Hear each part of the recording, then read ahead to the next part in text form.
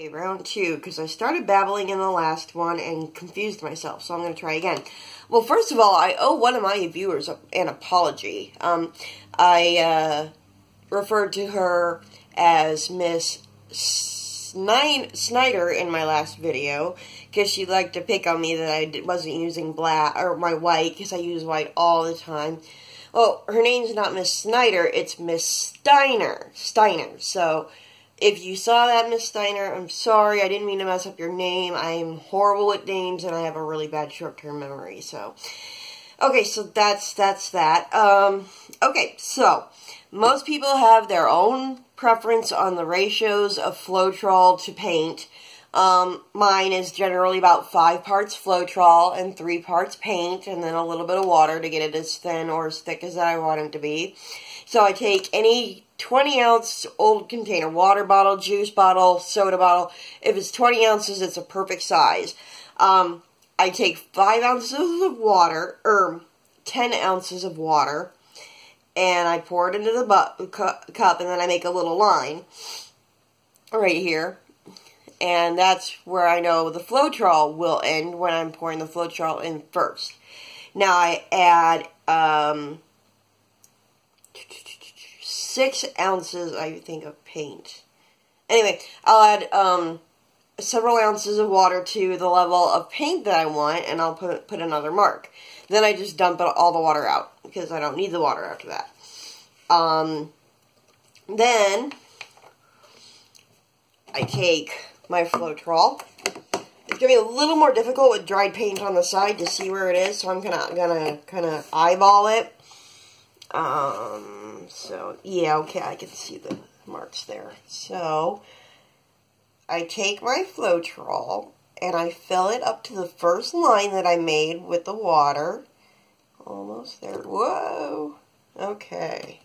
Got a little clumpity going on. Okay.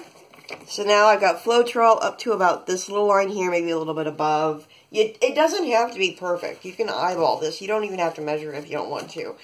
Another common ratio I've heard is 2 parts Floetrol, 1 part paint. So about twice as much Floetrol as you do paint. Now, the paint that I prefer, I mean, they're not paying me to say this or anything like that. I usually use Sargent Art acrylic paint. It's good. It's a really good consistency. It's a really good price. And so that's my preferred brand. I'm willing to try other brands. I've used Apple Barrel colors before. Let me see if I can find an Apple Barrel bottle real quick for y'all so you can see what it looks like. Maybe I can't. I'll look later. Okay, so anyway, back to this. And with the Sargent Art paints, I make bottles, pre-mixed bottles. You can see, like, there's the Floetrol line, there's the paint line. Like this one, Floetrol line, paint line. You get the idea. And I pre-mix all these bottles of colors that I use a lot of, because that'll save time and cups in the future. So, I ran out of red in my last video, so I'm going to be making a pre-mixed bottle of red. Alright, there's that dot for the paint. So, paint. Blah, blah, blah, blah, blah, blah, blah, blah, blah, blah, blah, blah.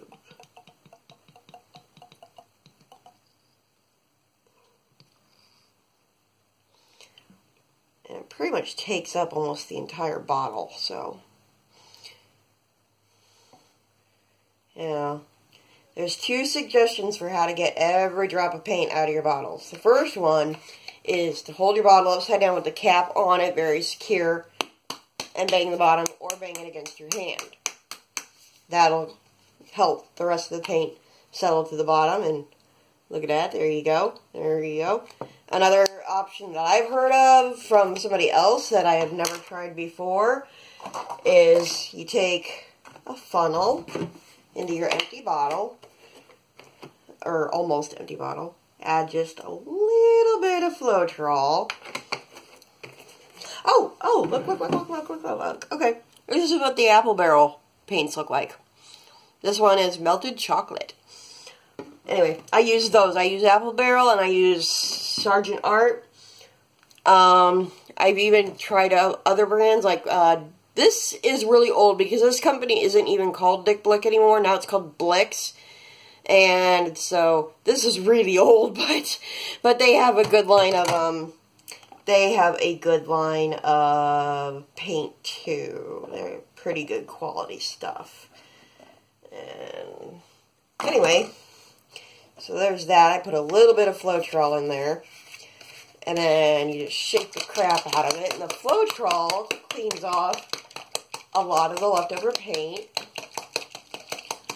that's on the side of the bottles. You'll see when I pour it. It's going to take a minute though. Alright, then you, well, alright, that didn't work out. Then you combine it with my method of banging it. Because, see, the reason I'm doing this is, you know, this gets pricey. This can get pricey, so I try to waste as little paint as I can. And, see, look at that. Look at that. That is crazy. Alright. Let that one last drop go in there. There we go. Alright. Throw that away.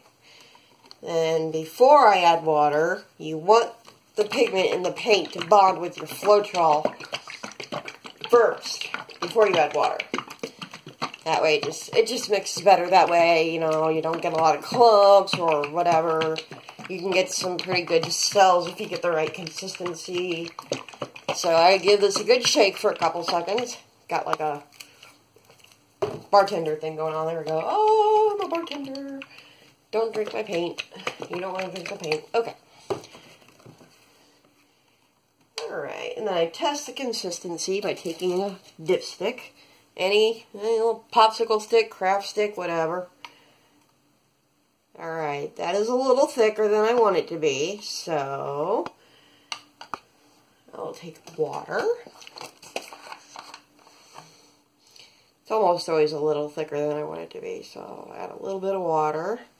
That might have been too much. A good rule of thumb is you can always add more water, but you can't take the water away. So be patient with your water. If you have to add it more than once, that's okay. That is a-okay. So don't make the same mistake I've made many times of making my paints too thin. Alright. We'll test it again. Okay, now it's a little thinner. I don't know if there we go. Yeah, you can see it come off a little bit easier now. I might add even just a little bit more water. Very little bit. Regular roll tap water is fine. Doesn't have to be any special filtered or drinking or distilled or carbonated. Doesn't need any of that stuff. Just regular old tap water right out of your bathroom or kitchen sink will work just fine. Now, if you get it out of your bathtub, then you need to see a therapist because, you know, bathtub water is still the same water, but it's just much easier to get it from a sink. Okay. One last test. Yes, that is the consistency I like.